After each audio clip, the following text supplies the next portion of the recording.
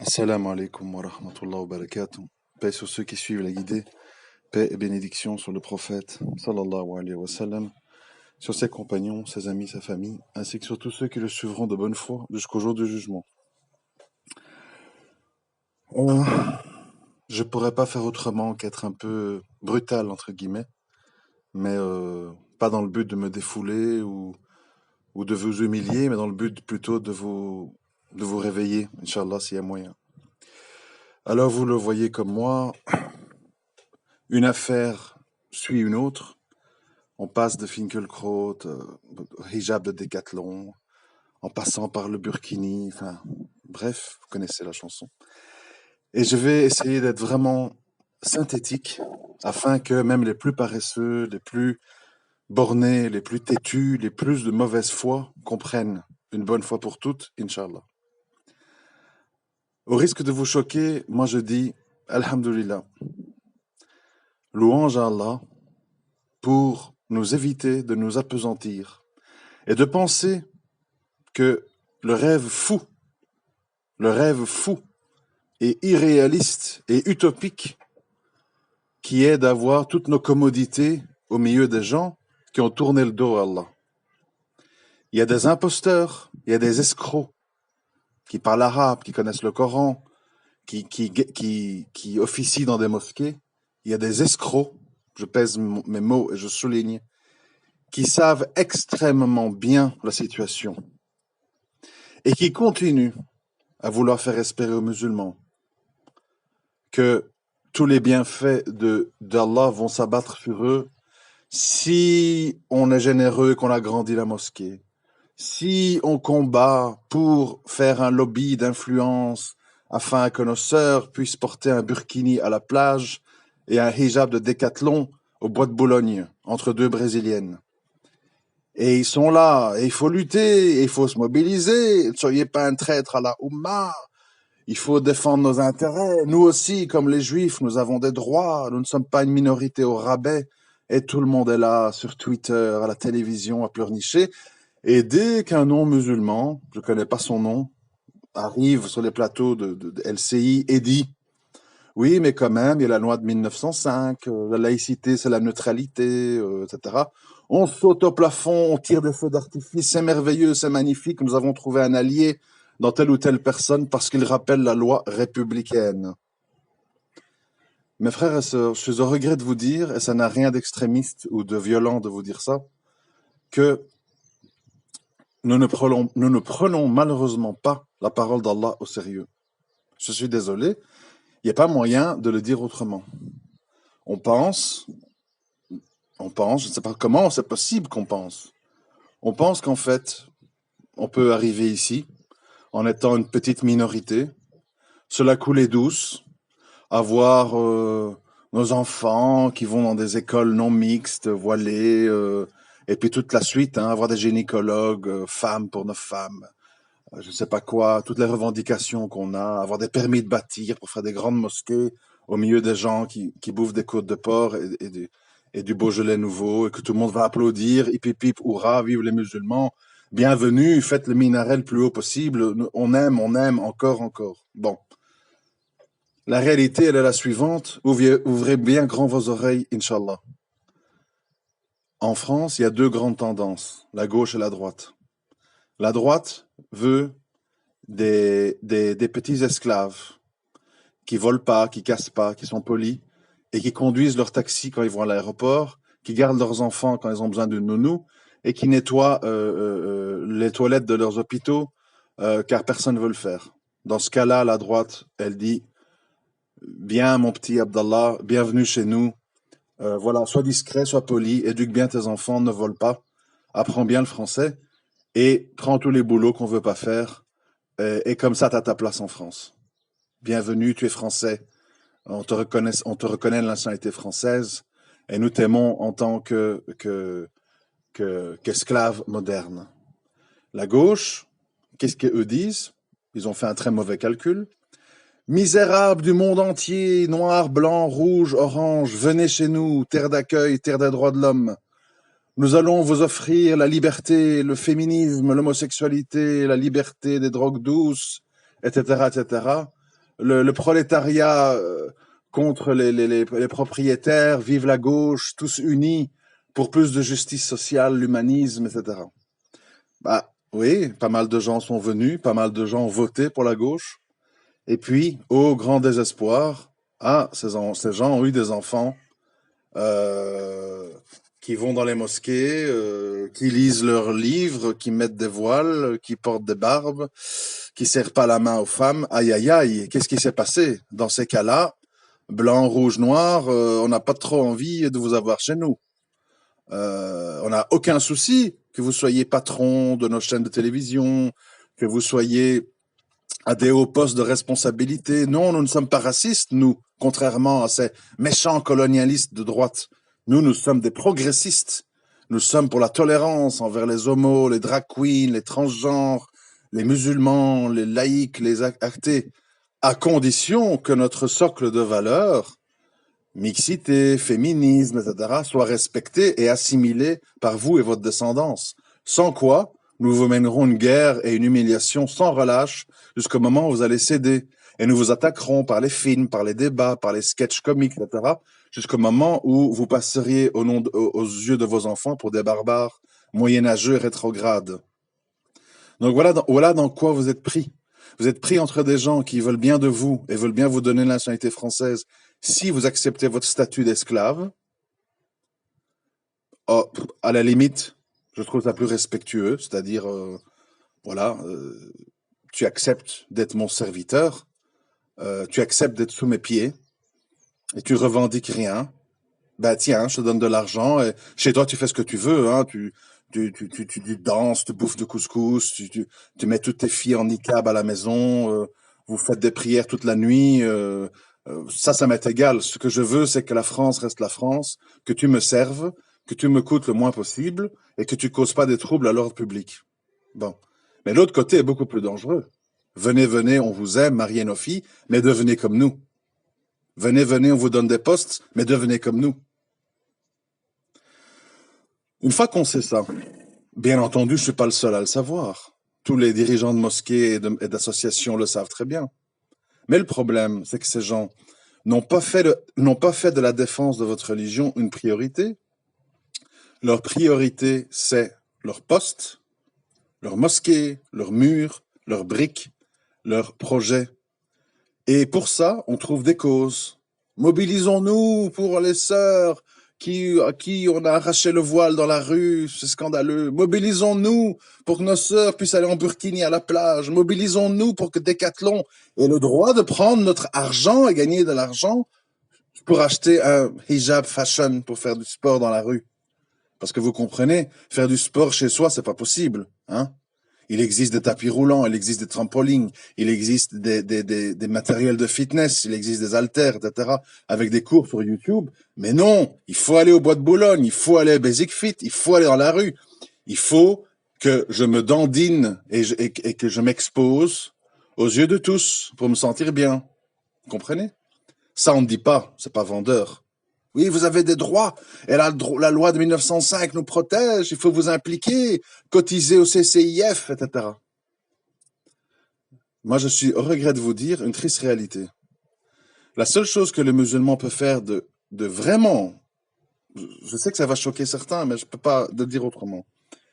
La seule chose que le musulman peut faire pour être constructif vis-à-vis de lui-même, son entourage et sa descendance, c'est sortir des villes, consacrer du temps à ses enfants, manger mieux, apprendre, s'instruire. Tout est sur YouTube et sur Internet.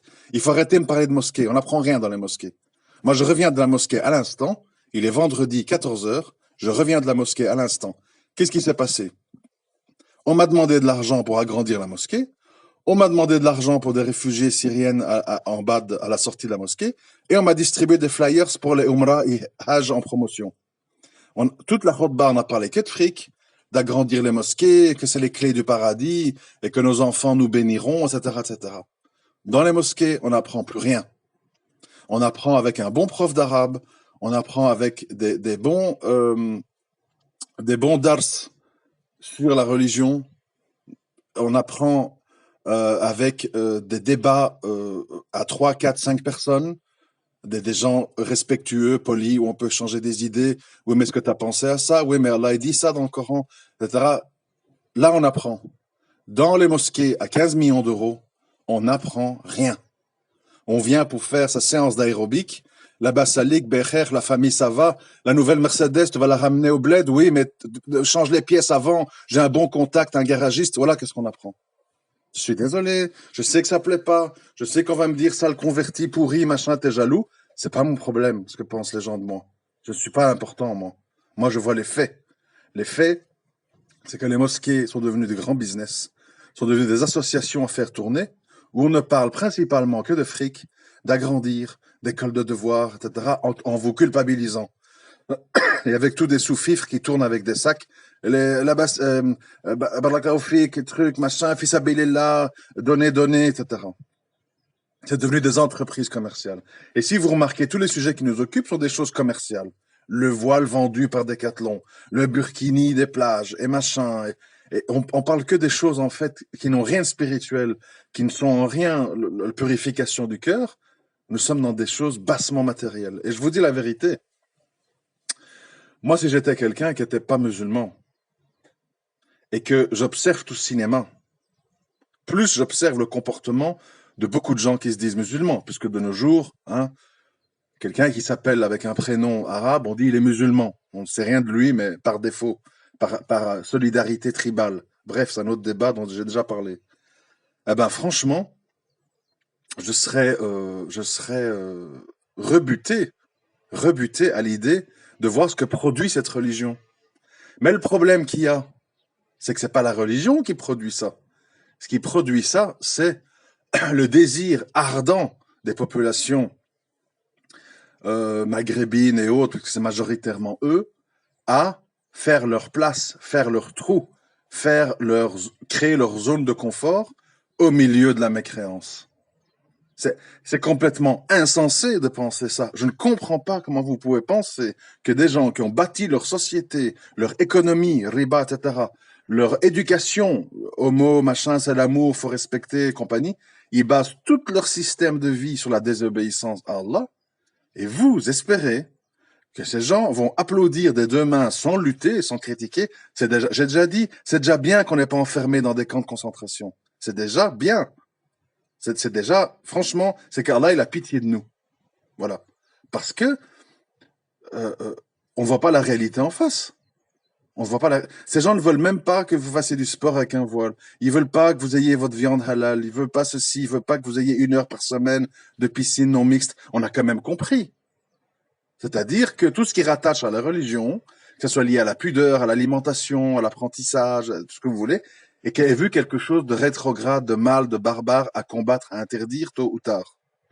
Moi d'ailleurs, personnellement, je souhaite ardemment qu'on arrête de promouvoir et de laisser ouvert des mosquées, etc. Parce qu'il faut que les musulmans se réveillent, et pour que les musulmans se réveillent, et quand je dis se réveillent, attention, je vous connais. J'ai pas dit se réveille pour aller mettre le feu et pour faire des attentats.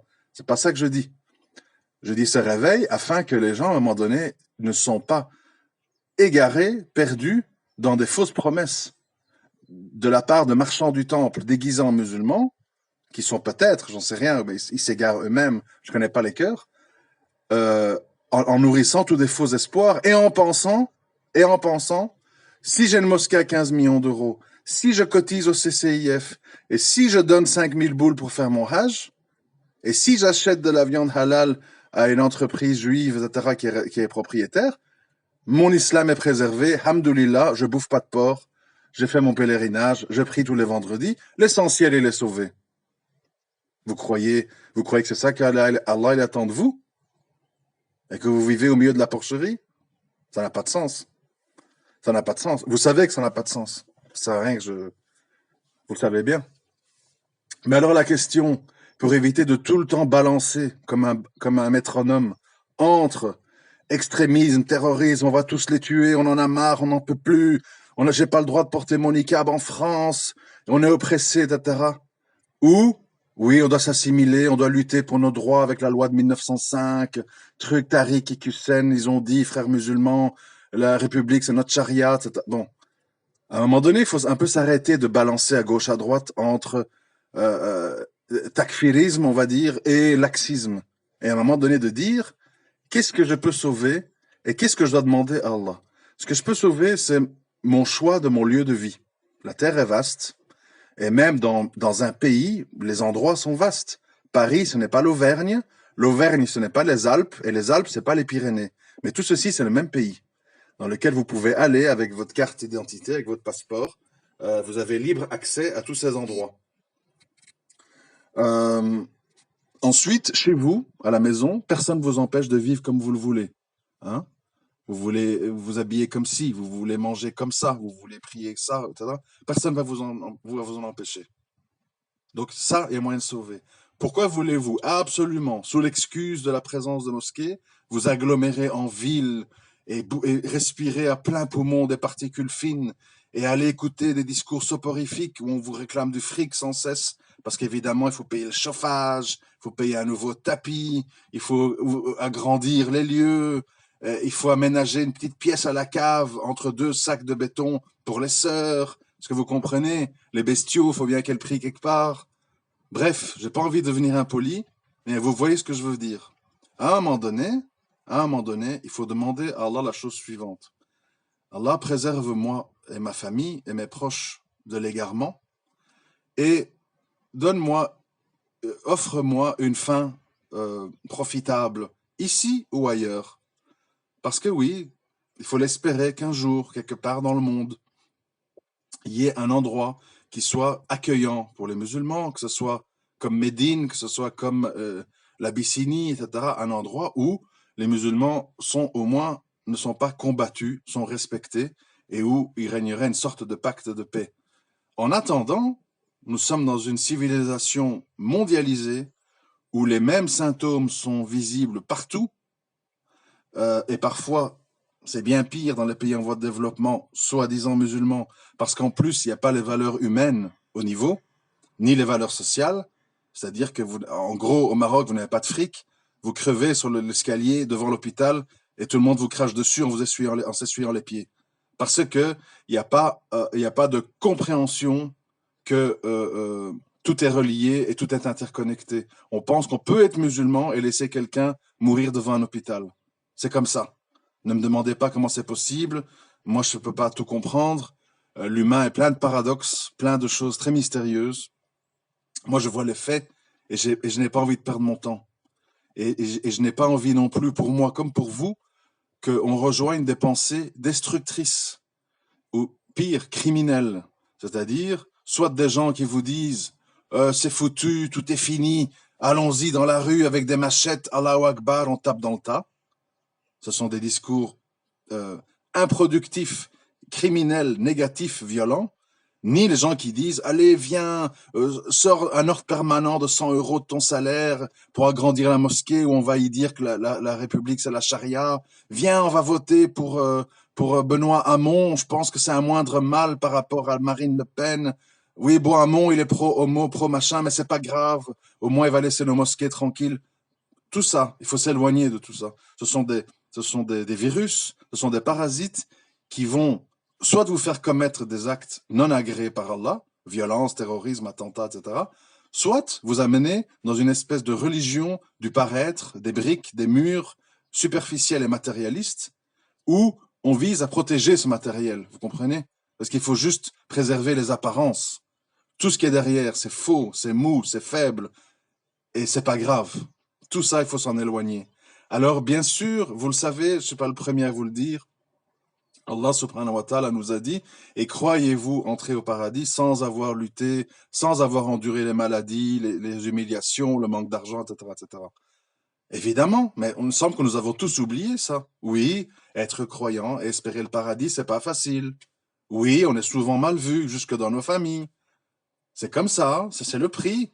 Si vous ne voulez pas ça, vous dites Hare Krishna, vous mettez une grande statue de Bouddha dans votre salon, vous mettez 3 encens dessus, et vous aurez tout le monde qui va applaudir. Ah, le voisin, il est devenu cool, il est bouddhiste, on va venir prendre des cours chez vous, on va vous embrasser.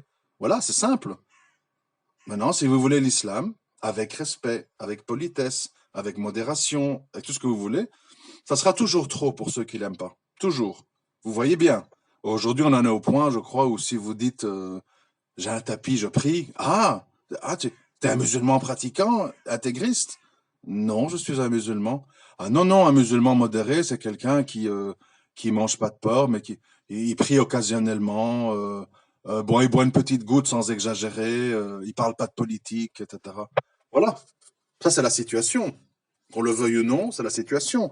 Jusque dans vos familles, tant aimées et tant respectées, n'est-ce pas? Ou, si vous dites une parole un peu intelligente, un peu profonde, un peu sujette à controverse, on va vous dire, qu'est-ce qui se passe? Tu fréquentes qui? T'es devenu un wahhabite? T'es devenu un extrémiste? Et attention, hein, je vais appeler SOS radicalisme, hein. Tu me fais peur, là. Voilà. Ça, c'est la réalité. Et il faut faire avec. S'énerver ne sert à rien. Pleurnicher ne sert à rien. Espérer que ces gens-là vont dire amen à tout, c'est utopique.